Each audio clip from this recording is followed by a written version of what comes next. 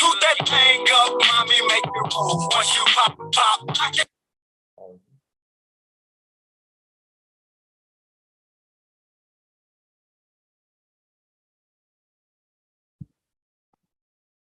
Good evening, everyone, and welcome to the Berkeley Center for New Media's Arts, Technology, and Culture Colloquium. I am Greg Loudon from the Center for Latin American Studies, UC Berkeley's home for research, publications, and events about Latin America and the Caribbean. We at CLAS are pleased to be co-sponsoring today's event, Unwalling Citizenship, with BCNM, an interdisciplinary research center that studies and shapes media transition and emergence from diverse perspectives. This event is also being generously supported by UC Berkeley's Department of Architecture, the Department of Art Practice, and the Arts Research Center. Unwalling Citizenship is part of BCNM's Art, Technology, and Culture Colloquium, an internationally respected forum for creative ideas that was founded in 1997 by Ken Goldberg. It is also a part of the Center for Latin American Studies' New Vocabularies, New Grammars, Imagining Other Worlds series, which focuses on critics and intellectuals who, in their forms of writing and thinking, undo the divisions and separations between disciplines and genres, and between political action and intellectual engagement. Our speakers tonight, Teddy Cruz and Fonna Forman, do work that is truly boundary-breaking and interdisciplinary, a fact attested to by the different centers on campus cooperating to bring this event to life. I'd now like to turn things over to tonight's host and moderator from BCNM, Rafael Cohen.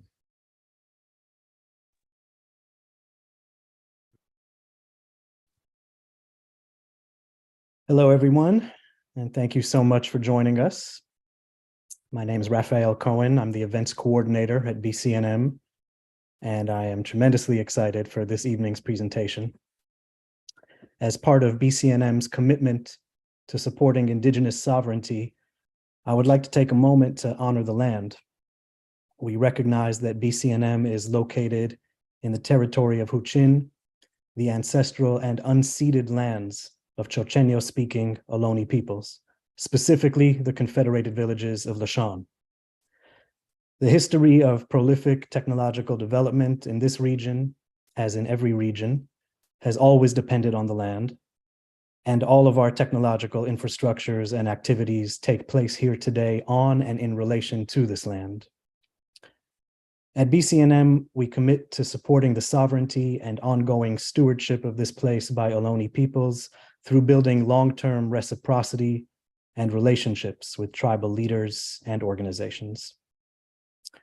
I'd like to invite everyone to participate by responding to tonight's lecture in the chat or in the Q&A portion, and ask that attendees help us maintain an inclusive, respectful, and harassment-free space. Attendees who violate any of these guidelines will be removed from the event and may be disallowed from future online events. If you're new to our events, please read our community agreements, which we'll share a link to those in the chat. I also want to mention that we have captions available if you'd like to turn them on.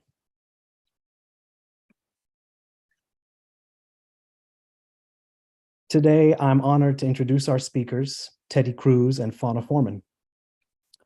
Teddy Cruz is professor of public culture and urbanism in the Department of Visual Arts at the University of California, San Diego. He is known internationally for his urban and architectural research of the Tijuana-San Diego border region. Recipient of the Rome Prize in Architecture in 1991, his honors include the Ford Foundation Visionaries Award in 2011, the 2013 Architecture Award from the U.S. Academy of Arts and Letters, and the 2018 Wilczek Prize in Architecture. Fonna Forman is professor of political theory at the University of California, San Diego, and founding director of the UCSD Center on Global Justice. She is widely recognized for her work on climate justice, equitable urbanization, citizenship and borders, as well as the history of political economy. For 4 years, she served on the Global Citizenship Commission, advising United Nations policy on human rights implementation in the 21st century. And she currently serves as co-chair of the University of California's Global Climate Leadership Council. Together, they are principals in Estudio Teddy Cruz and Fonna Forman, a research-based political and architectural practice in San Diego.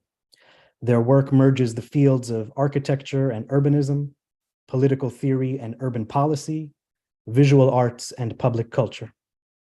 They lead a variety of urban research agendas and civic/public interventions in the San Diego-Tijuana border region and beyond. From 2012 to 2014, they served as special advisors to the city of San Diego and led its Civic Innovation Lab.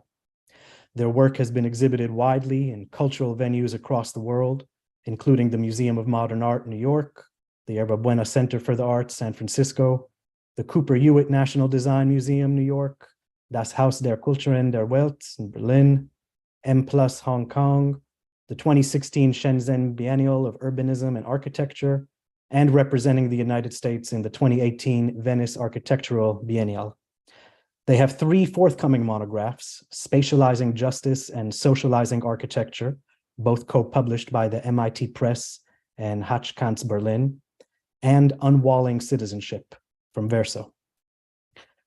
Let's take a moment to welcome Teddy and Fonna and thank them for their participation in our ATC series here at the Berkeley Center for New Media.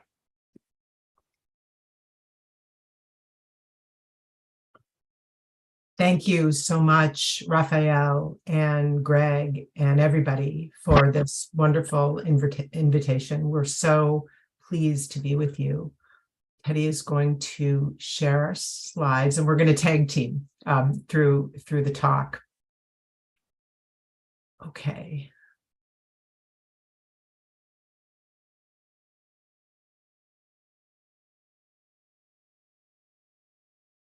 Okay, Teddy, is it full screen?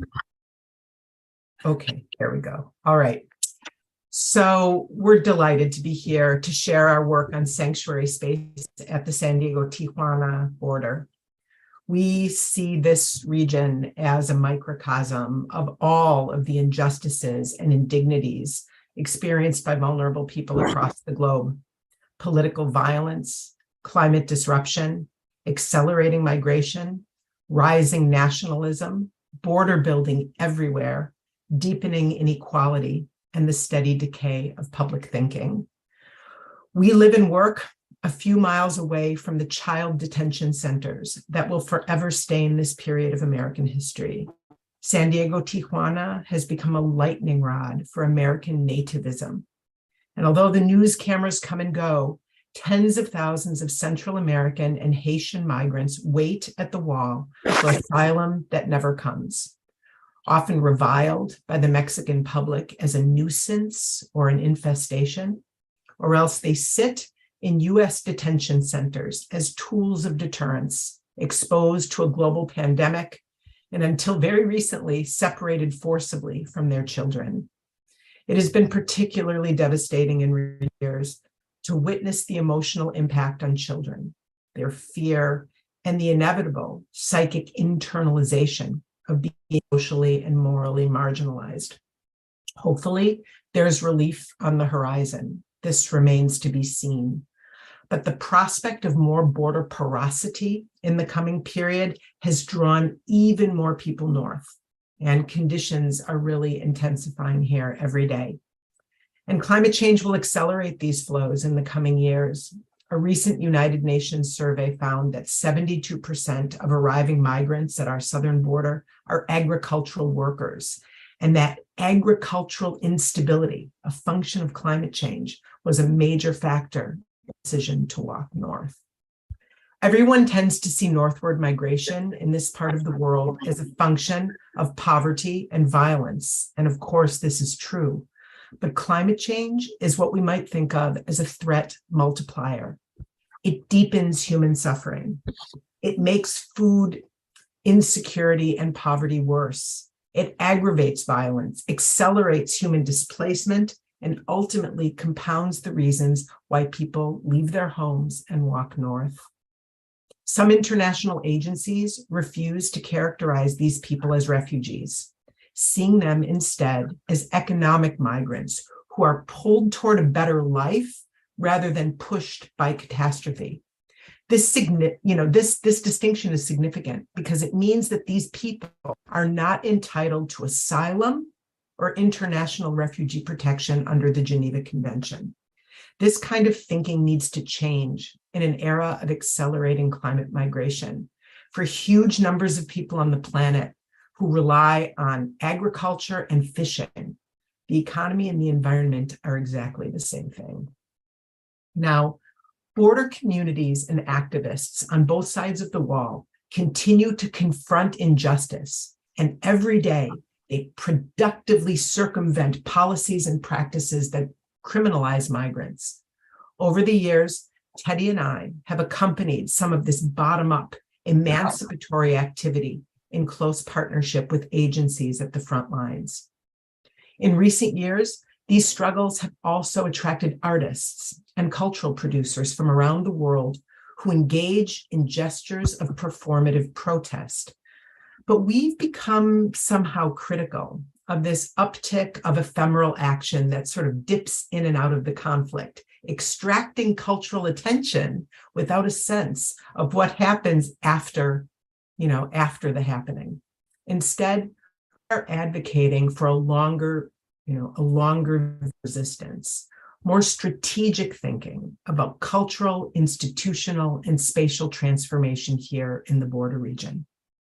To that end, we have designed a system that connects our design lab on the campus at UC San Diego with conditions in the field, and have built a network of sanctuary spaces on both sides of the wall called the UCSD Community Stations, which we'd like to share with you tonight. Here, universities and communities meet to share knowledges and resources and to collaborate on research, dialogue, cultural and educational activities, advocacy, and urban design projects, including migrant housing and environmental infrastructure. From this work over many years, several core commitments have emerged, what we call building blocks that ground our research-based practice. As we move through our talk, you will encounter a series of yellow pages that are drawn from our new book, Spatializing Justice, which was just published in the fall with Hajat Khan's and MIT Press. The larger monograph on the right has just appeared actually this month. So I will begin by introducing several building blocks. Teddy will then take you on a tour of the UCSD Community Station sites. I will return with a few words about connecting our local work here with border zones and conflict zones across the world. So to begin, we radicalize the local.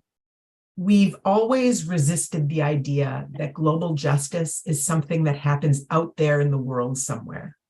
Living and working where we do, we don't need to go far away to engage territorial conflict, migration, poverty, and climate injustice. We are minutes away from an international border in crisis. And this enables an amazing proximity between studio and field, between theory and practice, what we think of as a critical proximity. Of course, going local here means recognizing ourselves as a region, a site of interdependence and cooperation. Despite the wall and the ugly political rhetoric that's designed to divide us, we are a binational ecology of flows and circulation, and our future here is intertwined. Air, water, waste, health, culture, money, hope, justice, these things don't stop at walls. Border zones are unrelentingly porous things, and these flows shape the transgressive hybrid identities and everyday practices of this part of the world. We are committed to decolonizing knowledge. We are keenly attuned to power dynamics when universities arrive in communities, and we are critical of both extractive research methods as well as humanitarian problem-solving missions. We don't do applied research, and we don't do charity. Design culture is filled with vertical assumptions, right? That we know more, that we are trained to solve the world's problems if only they would listen to us. Instead, we are committed to horizontal practices of co-production, engaging communities as partners with knowledges and agency. Everyone contributes, everyone learns, and we do things together in the border region that no one could possibly do alone. Along these lines, institutions with power too often take for granted the resources that communities invest when they work with us: time, space, social capital, labor, knowledge.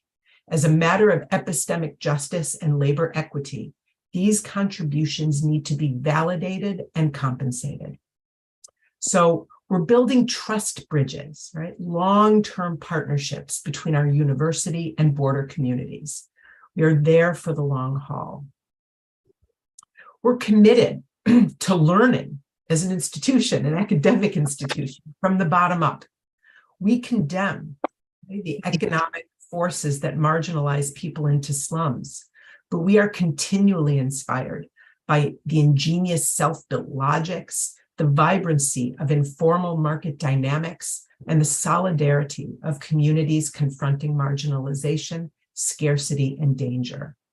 While the informal border neighborhoods where we work are typically denigrated by formal planners and policymakers as ugly, criminal, neglected, to be avoided, to be cleared, to be cleaned up, we observe intensely active, creative urban agents who challenge the dominant paradigms of urban growth that exclude them.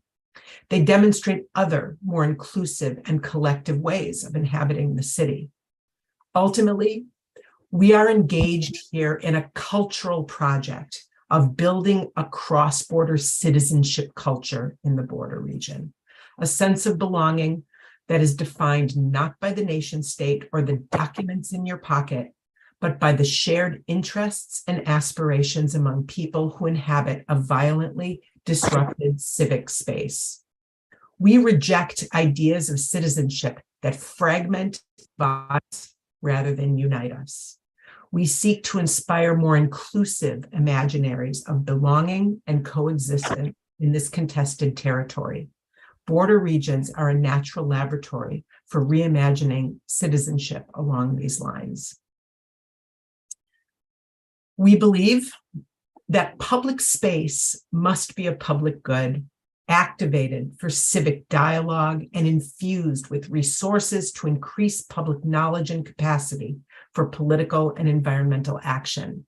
We reject conventional strategies of urban redevelopment and beautification that turn our public spaces into exclusive enclaves of consumption that typically, they benefit the private developers more than anyone else. Our cultural strategies are inspired by a 20th century lineage of Latin American civic experimentation and urban pedagogy.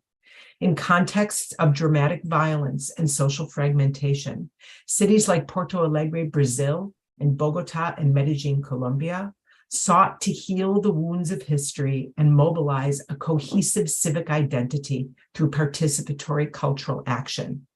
The way the city of Bogota, for example, used street mimes, urban games, and theatrical public disruptions to transform urban norms from the bottom up.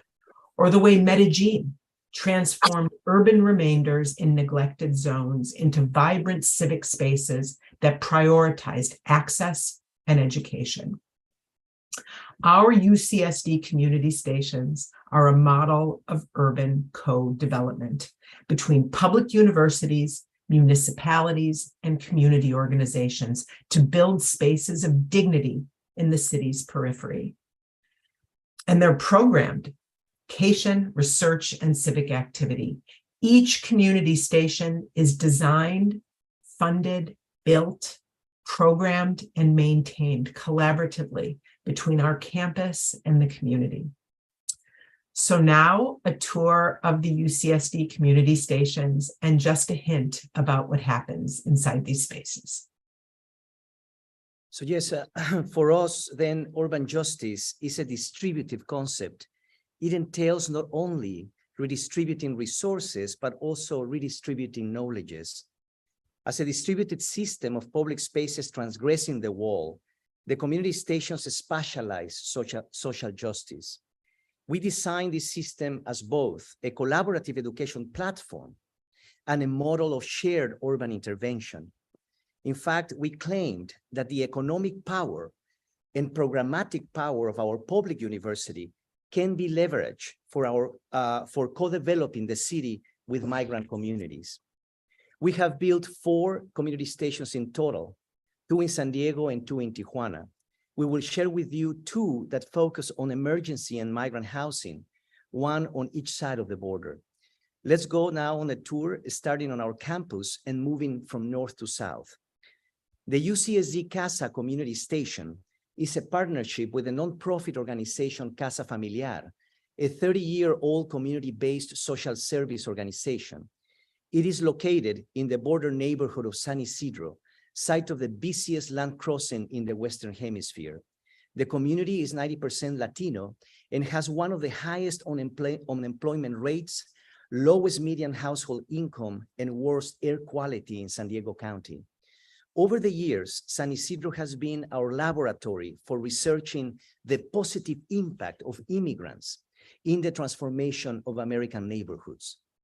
We have documented here how Tijuana's non-conforming mixed uses migrate northbound and how these pixels of difference transform the large homogeneous swaths of exclusionary land uses of San Diego's sprawl into more sustainable and plural environments.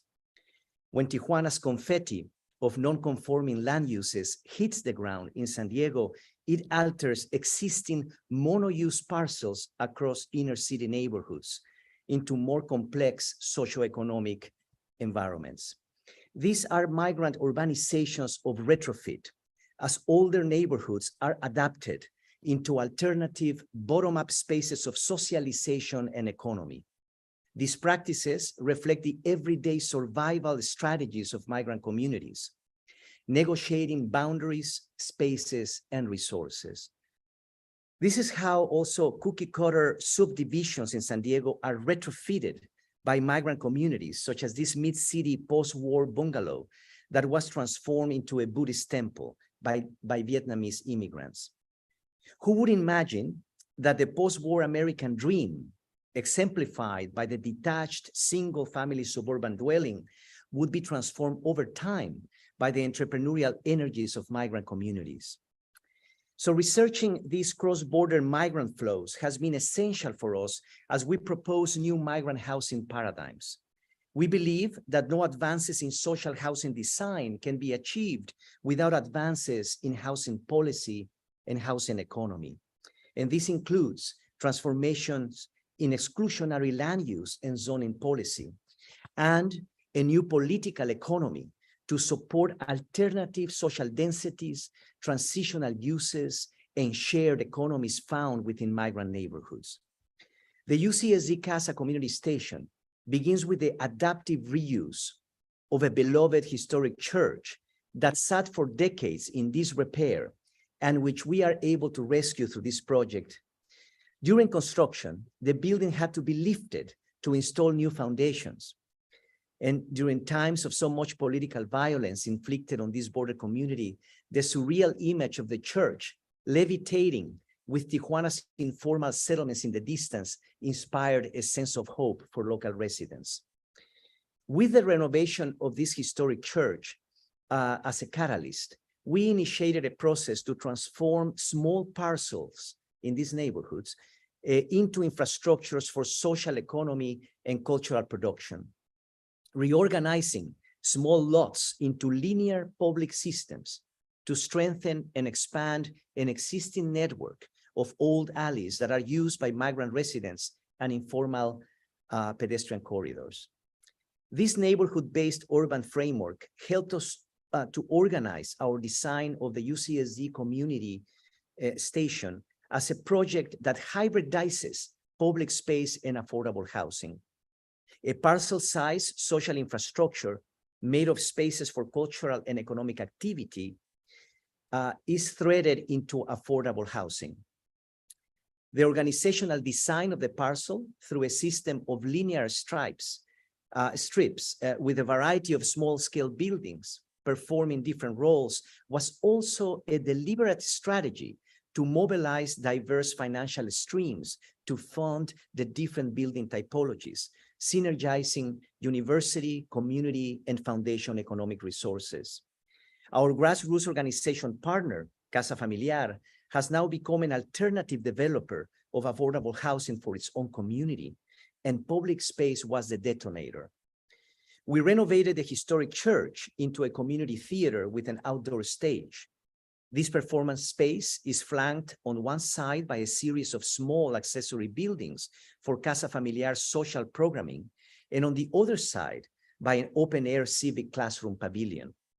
This social, educational, and cultural infrastructure anchors 10 units of affordable housing at both ends of the parcel, and all are mediated by pedestrian walkways. We completed construction of this site, of this community station in February, just before February 2020, just before the COVID lockdowns began, and the residents moved in. It's finally opening up, and we are very excited because it is a site ultimately built for social proximity. We are returning now to in-person engagement to develop cultural programming with our partners. What is important to say here is that affordable housing takes on a different meaning when it is threaded into spaces for social programming, summoning residents to participate in the development of local economy and cultural production. This is an integrated socio-spatial system that is programmed by university and community, synergizing spaces, programs, resources, and people. Our programming here focuses on cultural processes that expose injustice and increase neighborhood capacity. So let's imagine a small coalition of local artists, neighborhood activists, and youth collaborating with university curators, theater script writers, and visual artists who come together to co-produce a play or a musical performance that explores an urgent issue facing the community, enacted by the local youth in the community theater or outdoor spaces. These cultural productions are rooted in neighborhood stories and become bottom-up evidentiary material to increase public knowledge and policy transformation. Before moving across the border, allow me to pause for a moment to summarize how our UCSD Casa community station exemplifies several building blocks in our practice. First, in conditions of poverty, housing needs to be embedded in an infrastructure of social, economic, and cultural support.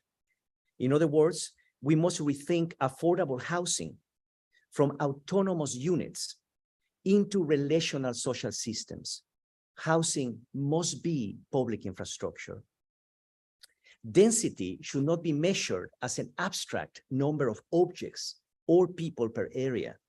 Density must be understood instead as the intensity of social and economic exchanges per area.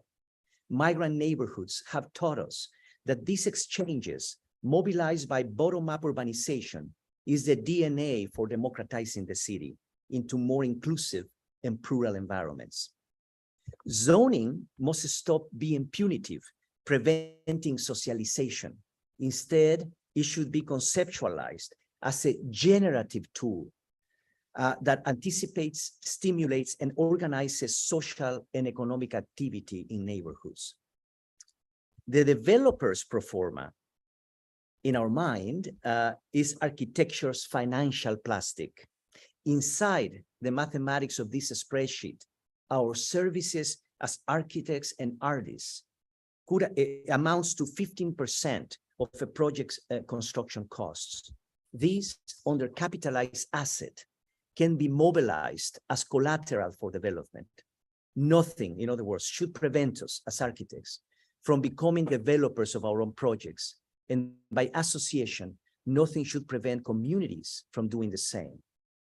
In other words, the sweat equity of architects, cultural producers, and community leaders, the economic equity of public universities, and municipal protocols for accessing public parcels, all of that can be bundled, aggregated to enable communities to develop their own neighborhoods. That truly has been our story through the community stations. So now moving across the border, our two community stations in Tijuana are located in the Laureles Canyon, an informal settlement adjacent to the border wall. I will take a few moments to describe this incredible context. This location is at an important juncture of conflict.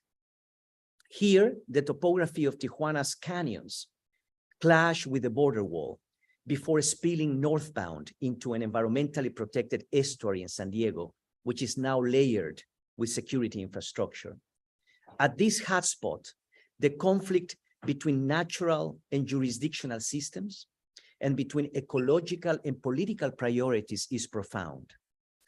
As we zoom in further, we witness a collision between the estuary in the US, the border wall, and the informality of the Laureles Canyon, which is home to 92,000 people.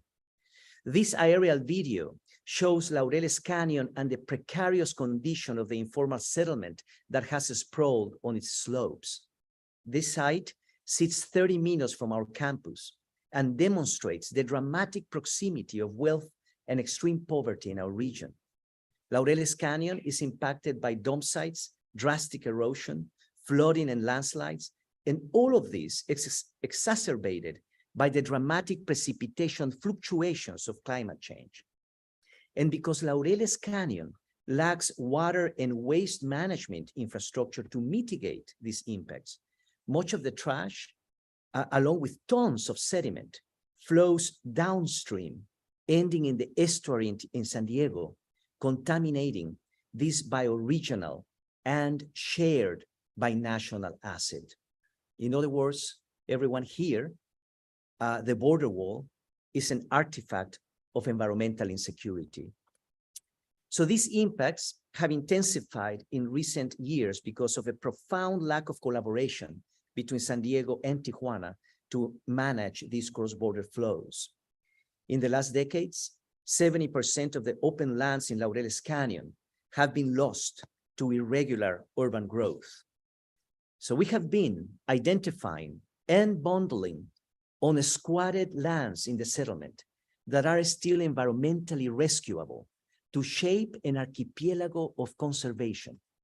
We are advancing an ambitious regional project called the CrossBorder Commons, an environmental conservation initiative that links the estuary in the US with the informal settlement in Mexico, forming a continuous social and ecological envelope that transgresses the wall and protects the environmental systems shared between these two border cities.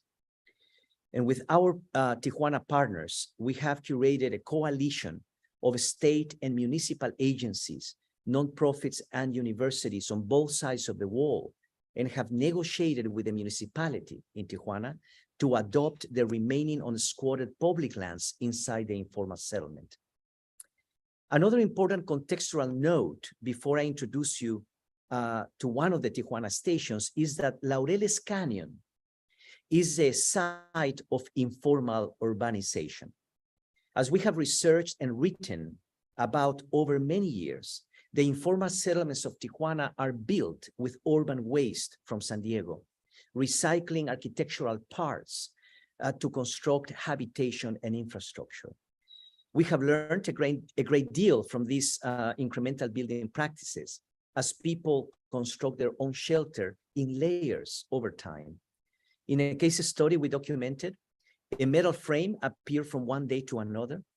In a couple of months, recycled materials began to thread the spaces, and in the next weeks, an informal house emerged. We have also taken note that the multinational maquiladoras surround these informal settlements to benefit from easy access to cheap labor. Over the years, we have experimented with factory-made material systems to structurally mediate the recycling of waste. We have proposed an ethical loop where factories invest in emergency housing. Here we are inside Mecalux, a Spanish maquiladora that produces lightweight metal shelving systems for global export, adapting its prefabricated materials into structural scaffolds for informal housing. We designed a catalog with the factory's engineers to test a variety of typologies and configurations. The first Mechalux typology is shown here with adapted recycled urban waste from San Diego, illustrating how top-down institutional resources must support the bottom-up creative intelligence of informal urbanization. A couple of years ago, we built the first study. Being inside the factory, redirecting its material systems and surplus value to sites of emergency was truly an important milestone in our research-based practice. It was important to introduce you briefly to these contextual processes because our community stations in Tijuana operate within this rich ecology of social, environmental, economic, and material relations. So now let's share one of these stations in Tijuana. The UCSD Alacran Community Station is located in the most rugged, precarious, and polluted subbasin of the canyon. It is a partnership with Embajadores de Jesús, a religious organization led by activist pastors Gustavo Banda and Zaida Guillen.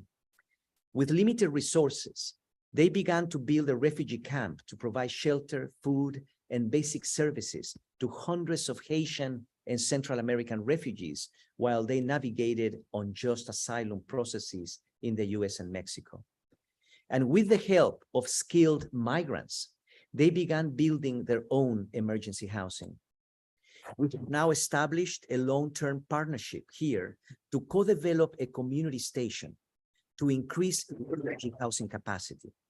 We are now accelerating production of Mechalux frames to install them on vernacular post and beam concrete systems into housing infrastructure. Together, we are building Santuario Frontera.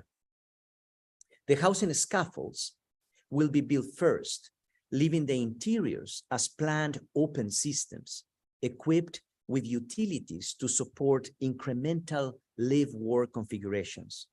These envelopes will be infilled through time by the migrant residents themselves. We see migrant housing as a mechanism for generating jobs. So in order to sustain the construction processes over time, we designed a sanctuary economy, embedding housing in spaces of fabrication, training, and small-scale economic development. We have assembled a refugee cooperative, the Little Haiti Construction Company, with a tool library, wood and metal machines, and a couple of trucks and tractors. The community will complete construction of the site, and then the cooperative will remain operational for future habitat restoration jobs across the canyon to advance the cross-border commons. Our cultural programming at the Tijuana station focuses on social protection from landslides, floods, and estuary health beyond the wall. We lead educational programming through which young people understand zones of vulnerability in their own neighborhoods, emphasizing conservation of species and habitat restoration. It's never too early to begin. We have committed to elevating children here as the cross-border citizens of the future. So Santuario Frontera, our community station here, began construction last summer. The migrant community assembled the Mechalux shelving systems into housing frames. We also began the healing of the topography, creating hydrofiltration channels, gabions, terracing, and water collection systems, advancing migrant housing as a restorative ecological infrastructure.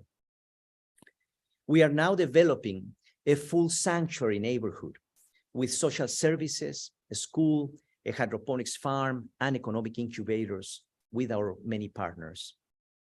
A health clinic, a collective kitchen are now under construction, where our students can develop social and food justice programming with the migrant community. Santuario Frontera has advanced important building blocks for our practice, two in particular.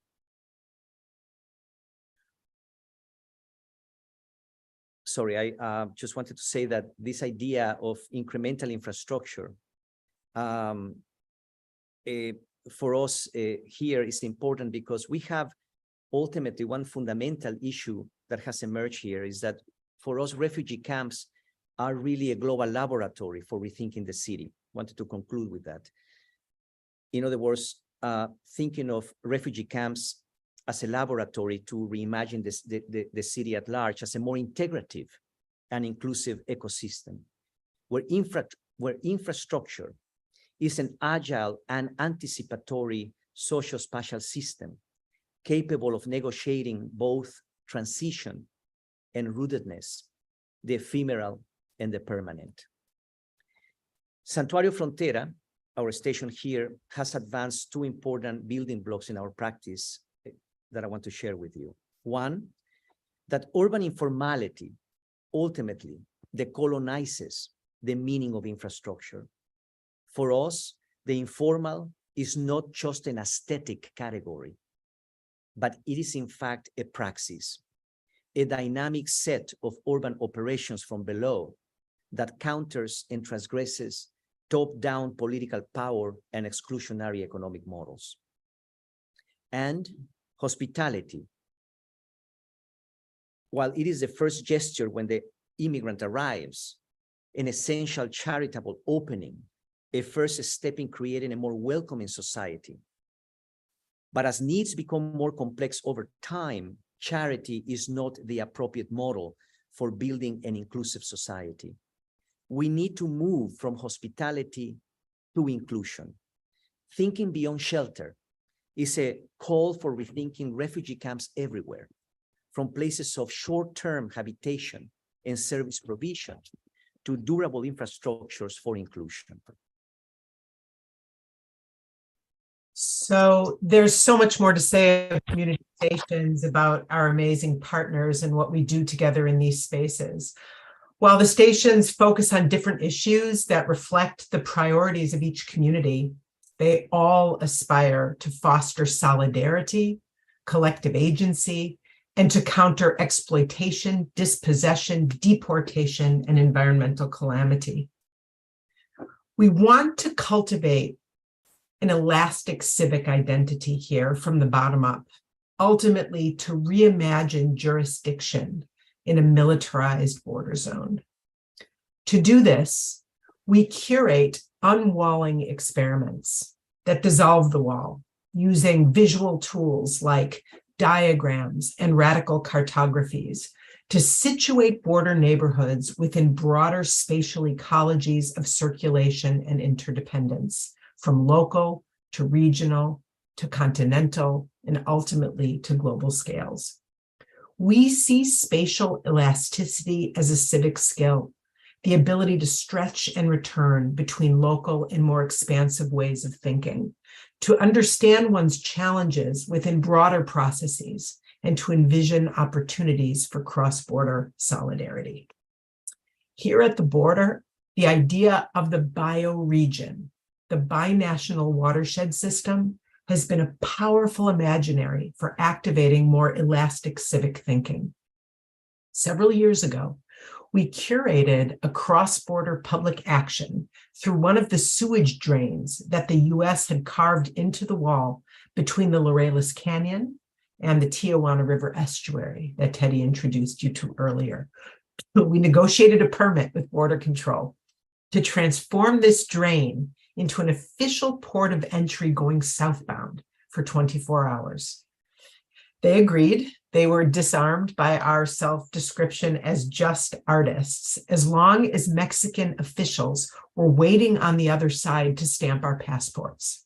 Our convoy was comprised of 300 local activists, representatives from the municipalities of San Diego and Tijuana, and border activists from around the world. We summoned agencies that are typically at odds with one another. And as we moved together southbound, here we go, under the wall, we witnessed slum wastewater and plastics flowing northward toward the estuary beneath our feet. This strange crossing from estuary to slum through a militarized culvert and the stamping of passports amplified the most profound conflicts and interdependencies of this border region. The great insight here was that protecting the vulnerable U.S. estuary demands shared investment in the informal Mexican settlement. So in this cultural experiment, we went down, but sometimes nurturing an elastic civic identity requires ascending up. Imagine a migrant child standing on a narrow sliver of land hundreds of feet above the border wall, right here at a place called Mirador. Imagine she plants her feet facing west with the Pacific Ocean in front of her, Mexico to her left, the US to her right. Below to her immediate left, she sees the dense informal settlement where she now lives and its proximity to a country that she and her family are permitted to enter. Below to her immediate right, almost directly beneath her feet, she sees the border wall, which from this vantage looks like a flimsy and ridiculous strip inserted onto a vast and powerful natural system. Lifting her eyes, she sees the green expanse of the Tijuana River estuary with its vulnerable wetland habitats encrusted with waste, and further beyond still, you can't see it in this photo, downtown San Diego rising vertically into the sky. From this vantage, all of the characters in this contested zone come to life. We've witnessed this moment of recognition again and again over the years. There are few places on earth where the collision of informality, militarization, environmental vulnerability, and the proximity of wealth and extreme poverty can be so vividly experienced. But in reality, the conflicts that we experience here locally between nation and nature are reproduced again and again along the entire trajectory of the continental border between the US and Mexico. Over the years, we've collected aerial photos like these that document precise moments where the jurisdictional line collides with natural systems, powerfully illustrating what dumb sovereignty looks like when it hits the ground in a complex bioregion. Our Mexus project then imagines what this continental border zone becomes without the line.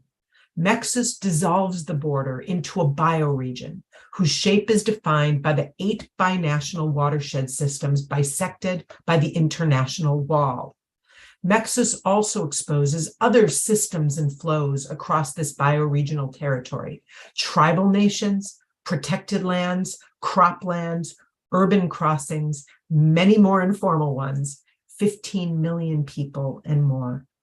Ultimately, Mexus counters America's wall-building fantasies with more expansive imaginaries of citizenship and cooperation beyond the nation state. Here it is in 2018 at the Venice Architecture Biennale. Now, the final civic stretch, literally, and the end of our talk, is a visualization project we call the Political Equator, which traces an imaginary line from San Diego, Tijuana across the planet, forming a corridor of global conflict between the 30th and 38th parallels north. Along its trajectory lie some of the world's most contested and violent thresholds. The US-Mexico border at San Diego, Tijuana, the most trafficked international checkpoint in the Western Hemisphere. The Strait of Gibraltar and the Mediterranean, the main routes from North Africa into Fortress Europe. The Israeli-Palestinian border that divides the Middle East. India Kashmir, a site of enduring territorial conflict since British partition. The border between North and South Korea, representing decades of intractable Cold War conflict, and China's accelerating militarization of the South China Sea, along with Taiwan and Hong Kong. Now, visualizing this political equator in red alongside the climatic equator below here in green, an astonishing discovery, because the ribbon in between them, give or take a few degrees, contains our planet's most populous slums, its sites of greatest natural resource extraction and export, and its zones of greatest political instability, climate vulnerability, and human displacement.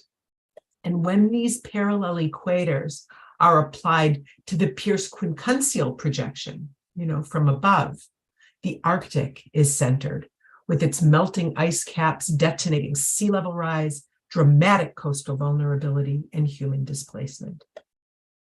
In the end, the collision of nationalism and boredom, climate catastrophe, and the dramatic movement of peoples is the global injustice trifecta of our time.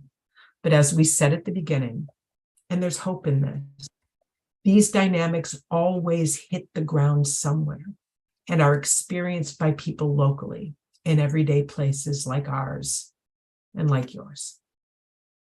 Thank you so much.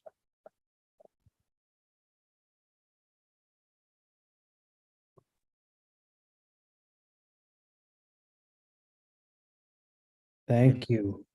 Thank you both so much, Fonna and Teddy, for that incredible presentation. Wow, this is such deeply moving and inspiring work. Just taking it all in right now. I want to invite our guests who are on here to share any questions you'd like to pose. Please go ahead and type them in the Q&A box, and I'll do my very best to ask them.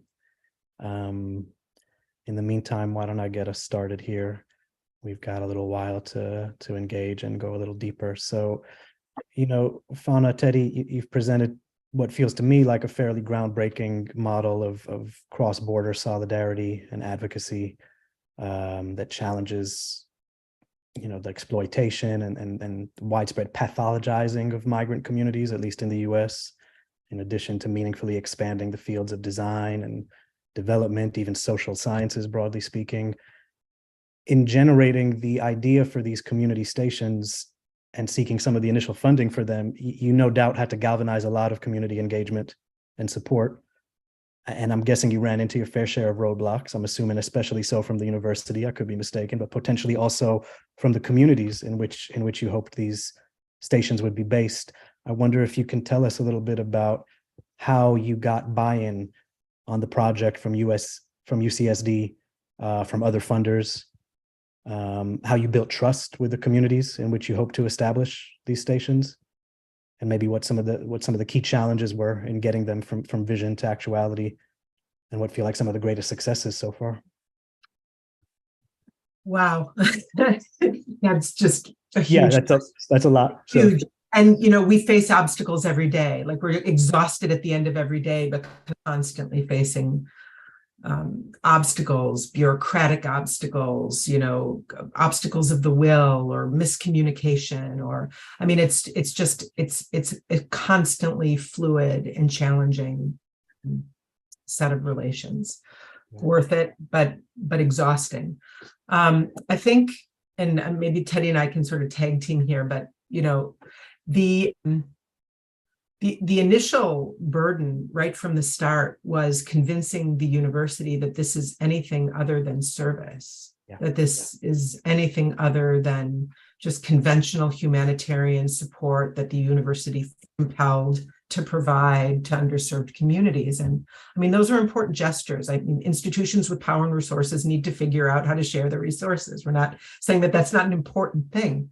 But what we've been really trying to do is change the culture of what's conventionally called university community partnership. This has become sort of a mantra that campuses do. And it really, as we said, looks very vertical, where the university, descends and does nice things or does studies and just descends back up, feeling good about itself or publishing its research and so on. And so we really wanted to break out of that model to understanding communities as genuine research partners. And there are fields that are more open and receptive to this. So the arts and humanities, for example, are more receptive to the idea of co-production and are better skilled at doing that. But the social sciences just don't know how to get their heads around polluting, the object of analysis with, compassion and ethics and partnership and right. So the research culture was really hard, and Teddy and I still, have to fight, for example, in, merit to argue, no, this isn't just service. This is actually research. This is teaching. So we really blur the conventional categories of academic activity, research, teaching, and service. So that was really the first major hurdle. Another one related to that is that UC San Diego was always kind of seen as the university sort of up on the hill, up in La Jolla, away from the tangle of real life in the city. And the university didn't really engage the border region very much. This was left to SDSU and the community colleges. They had a far more robust and meaningful relationship with border communities. So we wanted to bring the university more meaningfully into engagement with these communities. I'll start, maybe Teddy and I can just go back and forth. There's so many obstacles that we engaged and strategies that we had to develop. Yes, yeah. One thing I can say is that it is in fact engaging those obstacles what really allows us to really move forward. I mean, in that sense, we are really extremely masochistic maybe, but the idea that conflict itself becomes a creative tool in our practice. Obviously, urban conflict, understanding the conditions themselves that have produced those obstacles, and allowing those conditions, whether it is really deepening our knowledge of the financialization of housing processes or the opacity of bureaucratic institutional, protocols, etc. So the idea of visualizing conflict as a kind of catalyst for entering a variety of zones that have remained peripheral to the field of design has been essential. In that sense, we begin probably the obstacle of our own professions. I mean, I think that in our own fields, as Fonna was saying, whether it is transcending social science as simply an econometric data crunching driven field of just measuring the problem and never advocating about how to transcend the problem, or my field in architecture that has focused only on the particular, maybe formalist practices of architecture as an object. But in fact, potentially opening up other dimensions of intervention, let's say, into the role of design for advancing new forms of pedagogy or community engagement, and so on. So I think one thing to say here is that this also has emerged, all of this work has emerged from a practice, a research-based practice that for a long time has been engaged in this community. So it's nothing that, I mean, it's not that we invented it a couple of years ago. This is really about establishing, this is what I was going to say, sorry, about architecture. At some point, we decided that we were not going to wait for the client, that we wanted to transcend the kind of conventional protocols by which architects really develop their own practices, waiting for the client with a particular brief and an established sort of budget, and hopefully creating something interesting with all of those elements. We decided that we really, because we wanted to operate in zones that are peripheral to the establishment in this case, or to the institutions of development, we needed to collaborate with others to shape the client and construct or co-produce the brief, and again, in a masochistic way, figure out the forms of funding and economic development that could make these projects happen. And so, yes, this really opened up a kind of, how would I say, the final maybe that I can say is that so many obstacles, obviously, that we have been negotiating, which ultimately really figuring out that our own university, our public university, UC San Diego, could be elevated as a kind of partner in the co-development, not only of a new form of collaborative education, but truly into a new form of shared urban development. So this is, in our mind, is another form of institutional critique that needs facilitation and that needs not a critical distance, but in fact a critical proximity into the internal protocols of how research and education are measured, and what is the role of a land grant institution in really being responsible to collaborate with the communities that surround it in constructing knowledge. So yes, I think the ultimate obstacle for us was really how to retrofit within our protocols, whether moving money to Tijuana or whether arguing for, in fact, elevating or demolishing at times the triad of research, education and service into something that is more blurred and interdependent. And finally, the ultimate obstacle also is really, even if we have been grounded, meaning by that I mean our research has been connected to these communities for years. So ours is a very embedded and rooted practice. Nevertheless, there are obstacles in communication, as Fonna was mentioning earlier, where the perpetual mistrust that has existed between top-down institutions and community agencies, we need to untangle. And that at times has produced obviously frictions with our nonprofit partners, which is unavoidable, and that they will always be there. And is how to negotiate those obstacles, ultimately by proving that we are there in the long term, that we are not just there for the happening, or that we are there, as we said, just for the university to come and measure and then leave, but that we have signed a social or public contract to be with each other in the long term. And that has incrementally allowed us to transcend mistrust in order to construct a more, a healthier kind of project of reciprocity. I'm sorry for the long-winded, but I want to pick up on something you said, actually. Social and professional, yes. Let me just pick up on one thing Teddy said, and I think, there's almost an expectation in the sort of norms and values of field work that when you arrive in a community, you listen and you suspend judgment. And we teach these skills of ethnography to our students. It's very important when you don't know what you're doing, that you show up and you just shut up and you listen and you learn by observing. But what happens over longer periods of time when you develop trust between the university researcher, designer, and the community is that you can actually have very productive conflict. And this is something that only can happen through relations of trust where you know each other, you've resolved conflict in the past, you have skills for overcoming it. So we don't see the community as a kind of like a passive receptacle. We don't see ourselves as passive receptacles either, right? So everybody's coming with knowledge, and you come and you engage that rough process of arriving at conclusions together. It's a give and a take and a push and a pull. So it's not all sort of a harmonious hand-holding thing as people tend to think of. And so because of that, we've been able to develop a platform or an infrastructure where students can arrive into a network of trust that's already developed. We've been very critical of the university AIP model, where the university sends out like thousands of well-intended young people, and it becomes a burden for the community to absorb all of our enthusiasm.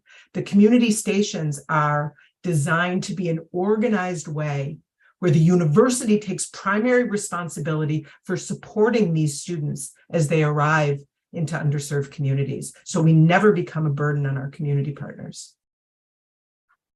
That's great. Thank you. Thank you for that.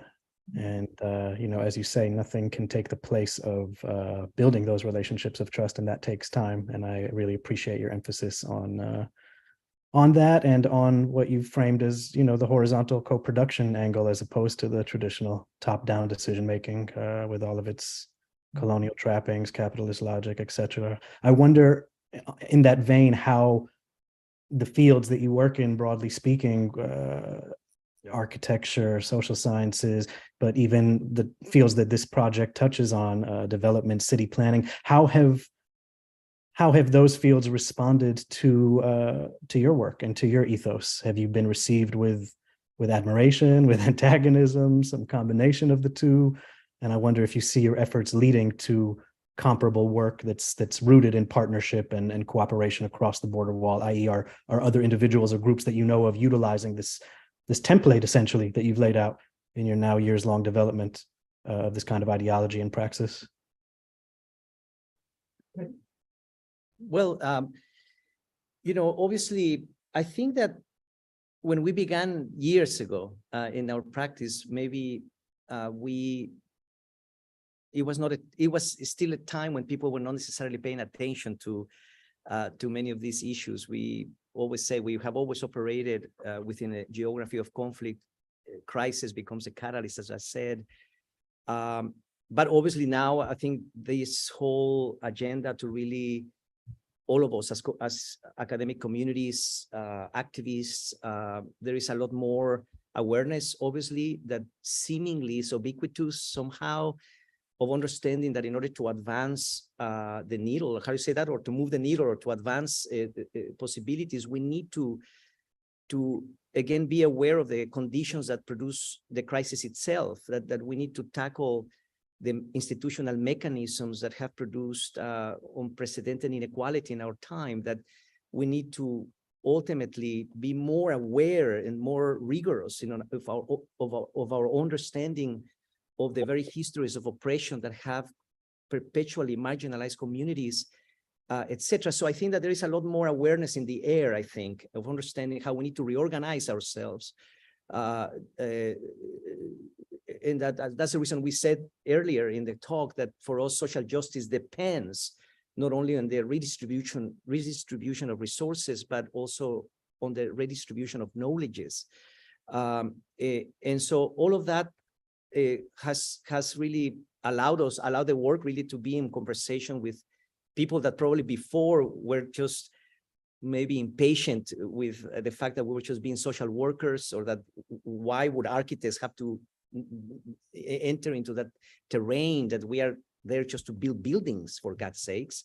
But again, throughout the trajectory, we're always saying, you know, we are not only building buildings, we're building a position and allowing architecture to become, in fact, the social medium and the political tool to expose and visualize many of these conditions. Because at the end of the day, yes, I mean, at least personally as an artist and an architect, my passion is architecture, is aesthetics, but I want to somehow operate within a more radical context that allows that architecture to be a lot more experimental, a lot more, you know, and we always talk about this, any avant-garde movement in recent, I guess, history, last 200 years, whatever, always operated based on the same tenets, you know, trying to really intersect or close the gap between social emergency and artistic experimentation. Again, what I'm trying to say is that I think we are in a healthier, if I may say, conversation with what before was maybe a more critical view of the work that we were doing on the ground, but it still is a difficult thing at times in trying to challenge certain conventions, if I may say. I mean, just recently we've been very much in a very heated conversation with anthropologists who work with us about what it means to really bring ideas into an environment. I mean, again, as Fonna was maybe mentioning earlier, and how we at times have to really shed off, how would you say it, certain conventions and take the risks that really would allow that sort of meeting of knowledges to really be curated. So yeah, probably the most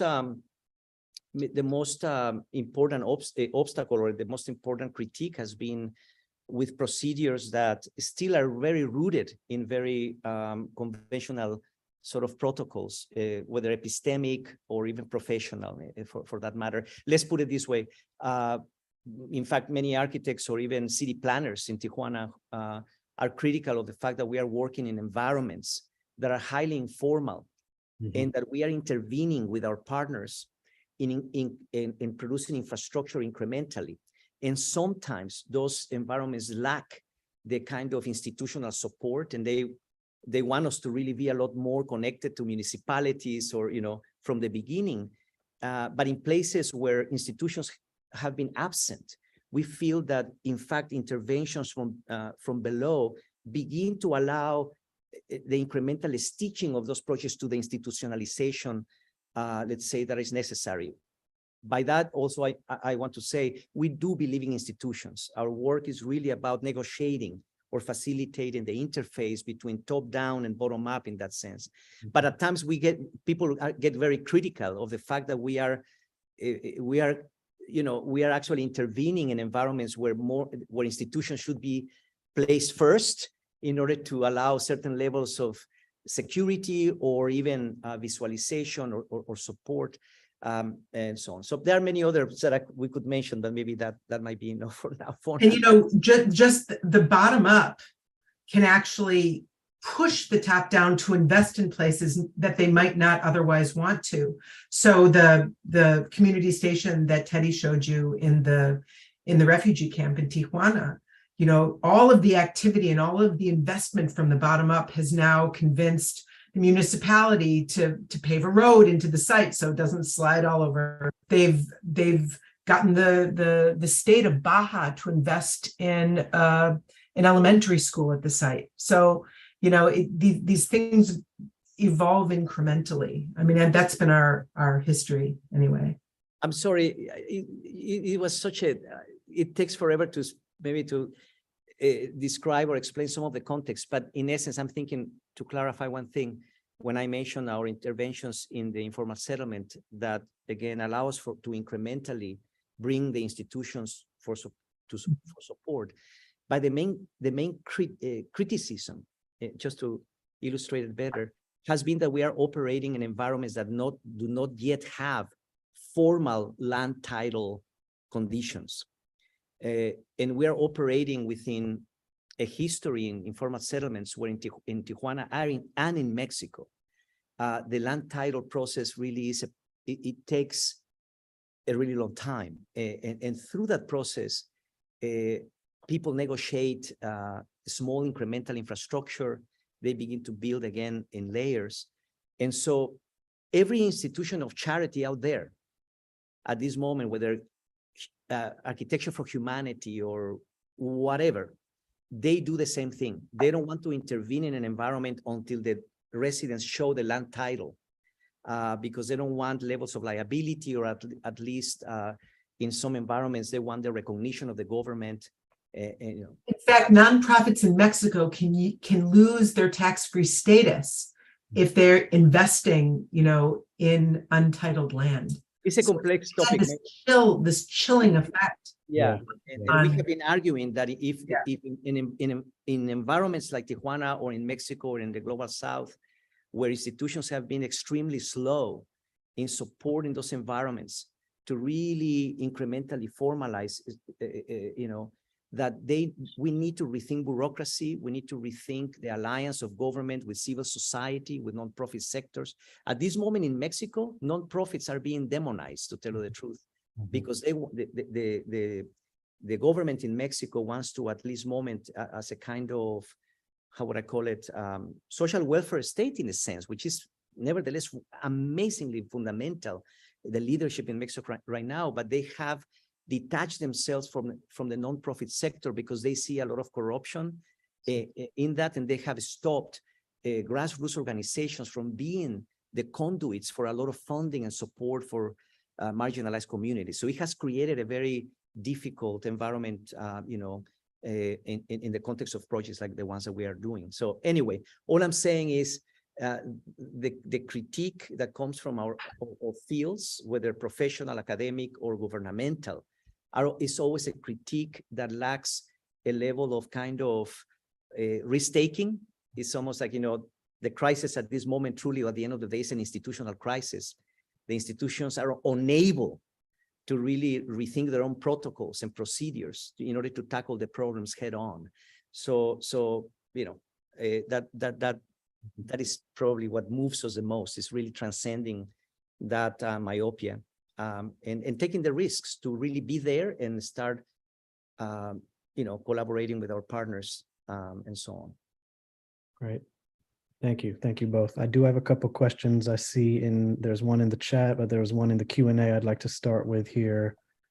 Minu says, great project. Could you elaborate more on the concept of elastic civil identity? And also the concept of conflict has been used problematically to flatten power relations, including colonial occupation. How do you use the concept of conflict? I believe you touched on that a little bit, but that one, and also the concept of elastic civil identity, if you want to maybe expand on that a little bit, if possible. Yeah, I mean, I can take the first one, the elastic. Maybe Teddy can talk about conflict. So, you know, what we're trying to do is shake up the tendency to understand one's place in this region with orientation to the artificial structure, right? So the wall is so present.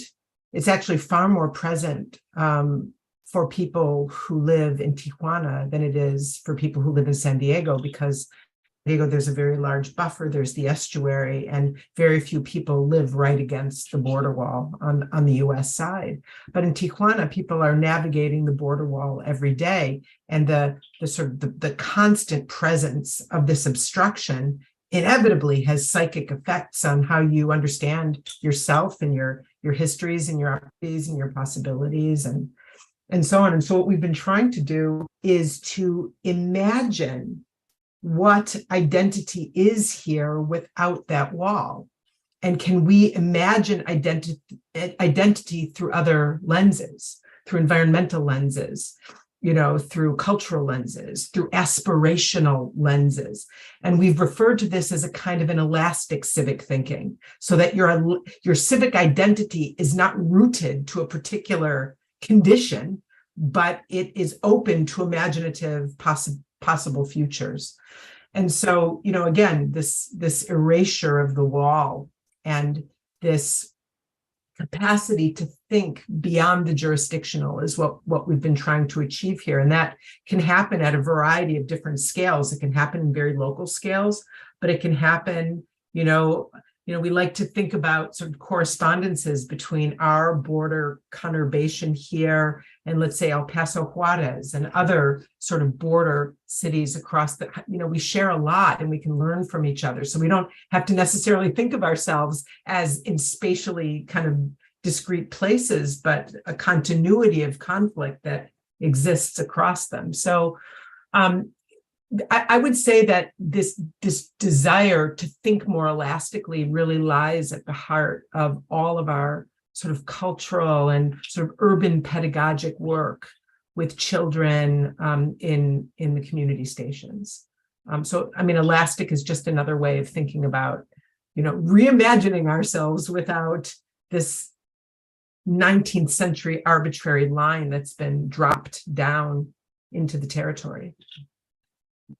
But also is to really think about across the scales, and to, how would I call it? To fly and walk simultaneously.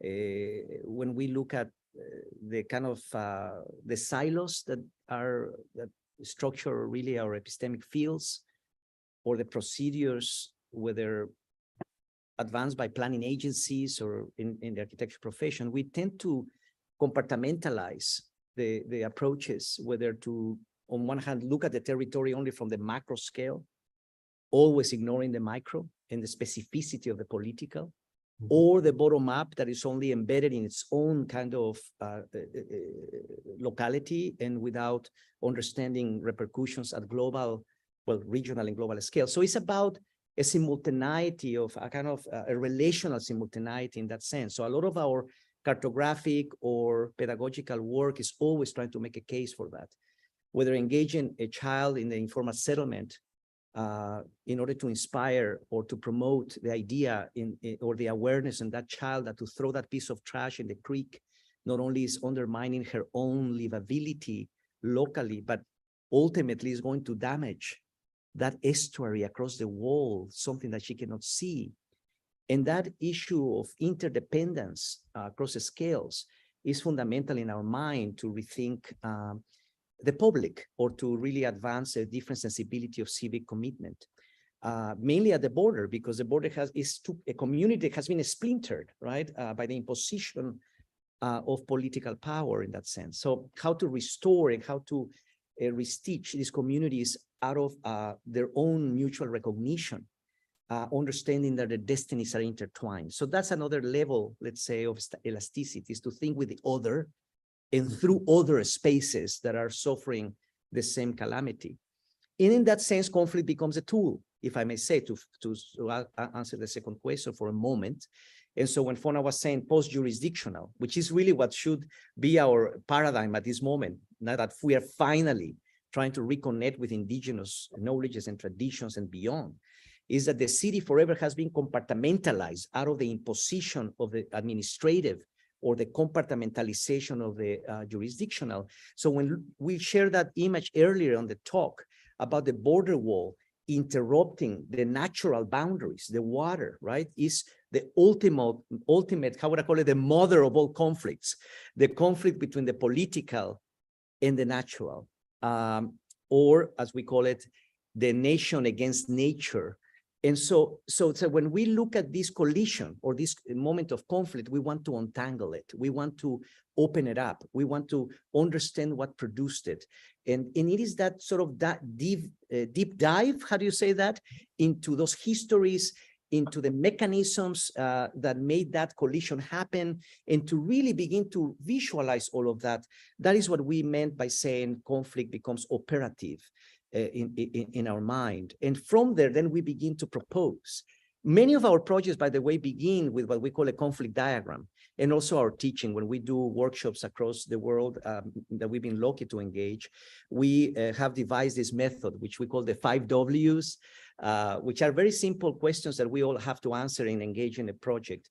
You know, why, who, where, what, when, etc., and then the how, and then we begin to understand out of every juncture, every if we look at the city, we believe in walking as a political practice. So we have taken, we traverse the territory between San Diego and Tijuana. We created once an installation called 60 linear miles of transborder conflict, gathering across that trajectory some of the most important moments of collision between top-down forces of urbanization and bottom-up social or ecological vectors, whether it is the collision of freeways and watershed systems, or ultimately the collisions of military bases and lands of conservation, etc. So the city is populated by urban borders and by places of collision. And so how each of those spaces can be opened up through this conflict diagram, we begin to understand then that each of those sites is loaded with invisible histories that need to be visualized, is loaded with institutions that were responsible, with communities that were offended or undermined, or with histories. And you know what I'm trying to say. So I think that we truly believe that the only way to really intervene in the city is to recognize that, that conflict. It's a very, very agonistic process. Is to believe that every conversation is to begin with a very contested, or the kind of understanding of those contested power relations that you talked about. I'm saying this because advocacy planning has become horribly passive and patronizing, just to service the developers and the municipalities. And every workshop that begins in communities begins always just by patting each other on the back and just talking about in what style should we build to not offend cultural sensibilities. Nobody's talking about the social, economic, and cultural histories that have oppressed those communities. And so to begin with the problem, as opposed to the enthusiasm of the solution, is fundamental to us. So conflict then becomes again operative in our own design agenda.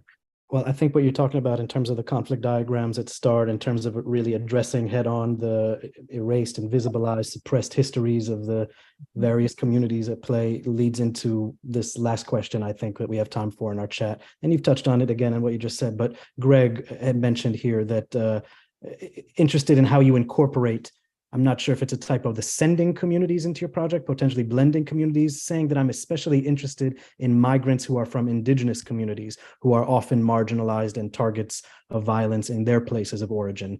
And he elaborated a little bit further in that second one here, and you all can see this, it's in the chat.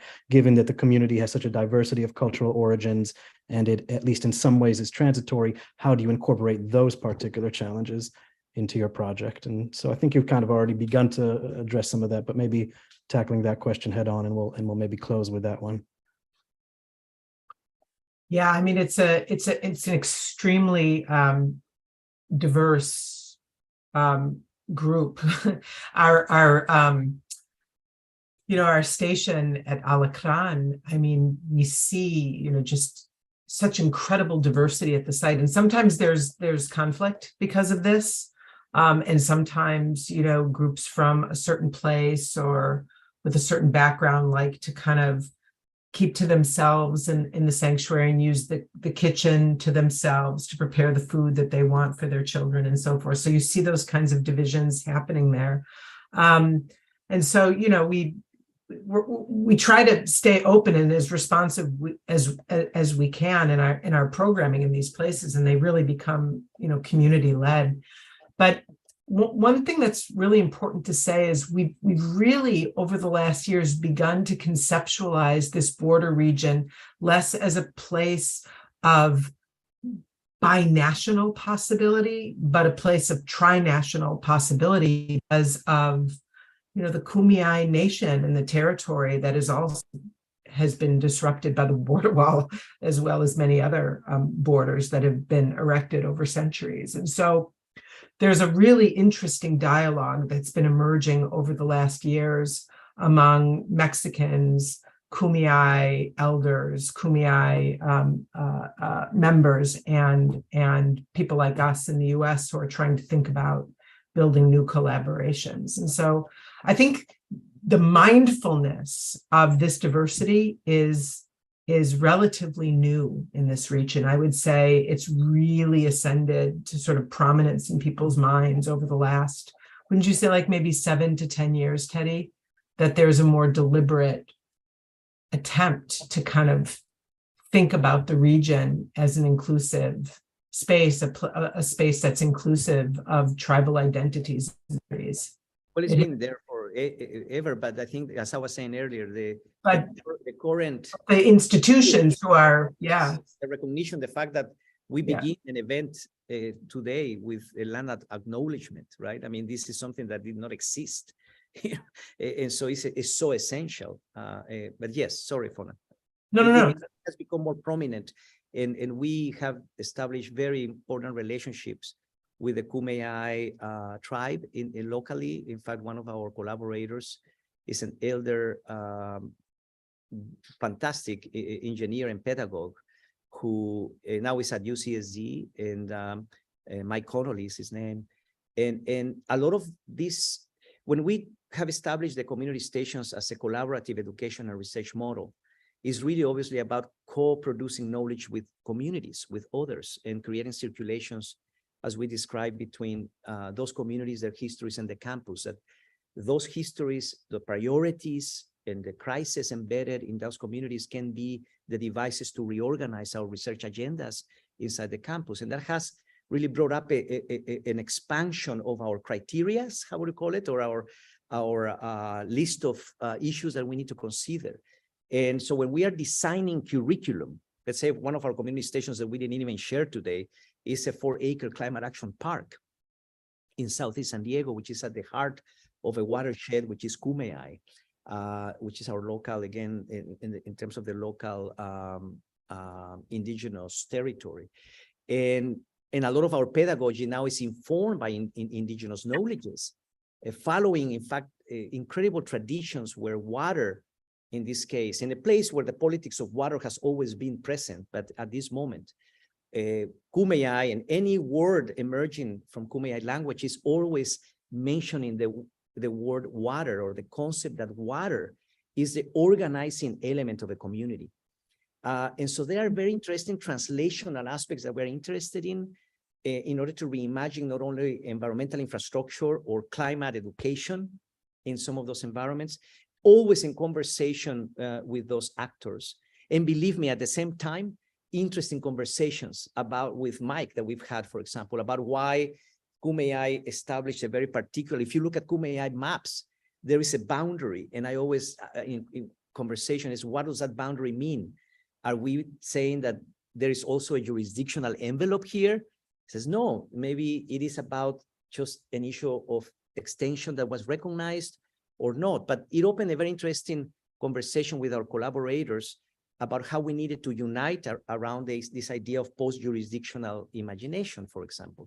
So anyway, all I'm trying to say is that even in our relationship with some indigenous, in this case, actors, is not to say that they have figured it all out.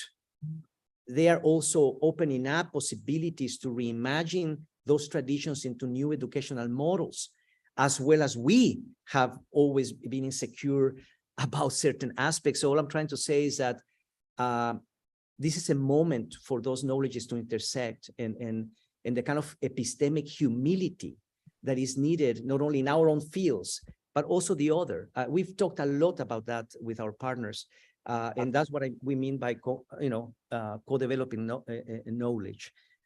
In fact, we're working with Mike Connolly right now about some cartographic project that allows us to visualize how the Kumeyaay lands were splintered throughout history by a series of vectors of colonization, and it's something that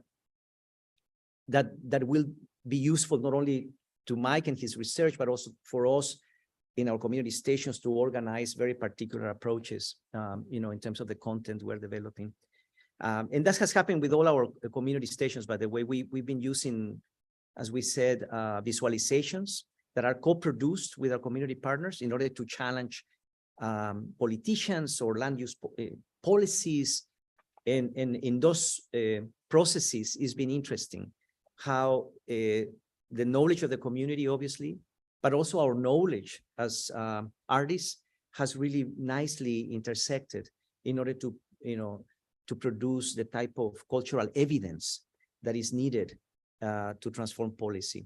So yes, I'm saying this because, well, I said it before, many of us are so afraid of just being there because we might feel that we're colonizers. We constantly talk about this. And we are constantly really arguing that meeting with the communities needs facilitation, needs curation, and that is the place of intervention that has really inspired us incredibly very much. Thank you, Teddy. Thank you, Fonna, both of you so much for taking some time this evening to be with us. This was really inspiring, motivating, and deeply moving, as I said earlier. As we wrap up, maybe just let us know how we can stay abreast of the work you're doing and how we can follow the project as it continues to expand. Or is there a website, or there resources that we should be aware of and that we can tap in with, essentially? Thank you. Yeah, our new website will be live soon. We're actually developing a new website. The current website is really outdated. Okay, well, let us know when you have that up. We'll certainly get it out to the attendees on tonight's webinar, as well as to our larger community here. But I really do appreciate you taking the time and sharing your work with us. This was a really wonderful evening, and we look forward to staying connected to you and supporting you as best we can. So thank you both. Thank you so much for inviting us. Absolutely. Absolutely. Thank you all for attending. And we look forward to hopefully seeing you at the final Arts, Tech, and Culture Colloquium next week, Monday, in person on the UC Berkeley campus with Osman Khan from the Stamps School of Design, University of Michigan. Check out our website, BCNM, for more info on that. And I wish you all a wonderful evening. Take good care and hope to see you soon.